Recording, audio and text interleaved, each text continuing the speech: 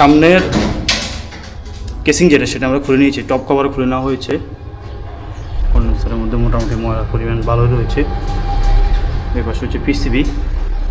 Fan যে motor এটা খুলে নিব, তারপরে সুন্দর করে ফুল যে ইউনিট এটাকে সুন্দর করে ক্লিন করে নিব।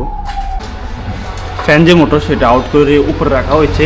ফাইনাল কন্ডেন্সারের যে কন্ডিশন এটা আমরা ক্লিন করে নেব সুন্দর করে।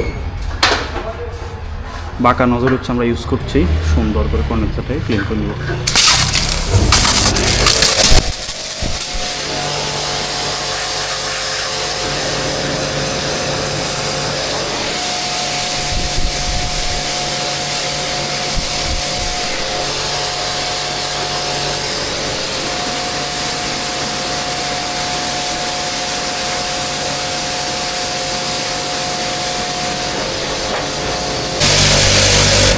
এক বালতি পানি দিয়ে ক্লিন করা হয়েছে, আরও ভালোভাবে ক্লিন করতে হবে। পুরো সিস্টেমের মধ্যে মোটামুটি ভালোই ময়লা পানি। তো এসির ইনডোর ইউনিটের পাশাপাশি আউটডোর ইউনিটের প্রতি যত্ন নেওয়া উচিত। আমাদের দেশে কি হয়, বেশিরভাগ শুধু ইনডোর যে ইউনিট সেটা ক্লিন করা হয়, আউটডোর যে ইউনিট সেটা ভালোভাবে ক্লিন করা হয় না। তো অনেক সময় বাইরে হচ্ছে আউটডোর জিনিস সেগুলো সেটিং করা হয়, টেকনিশিয়ানদের জন্য রিস্ক হয়ে যায়।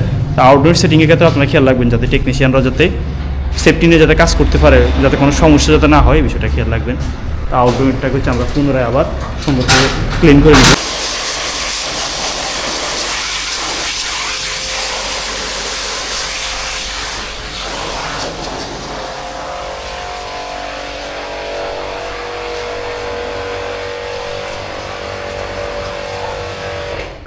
ফুল ইনডোর ইউনিট এবং আউটডোর জিনিস সেটা আমরা সুন্দর করে ক্লিন করে নিচ্ছি। ক্লিন করার পর আউটডোর ইউনিটের যে লুক, ফাইনাল যে লুক দেখতে পাচ্ছেন, পুরাই একবারে ক্লিন।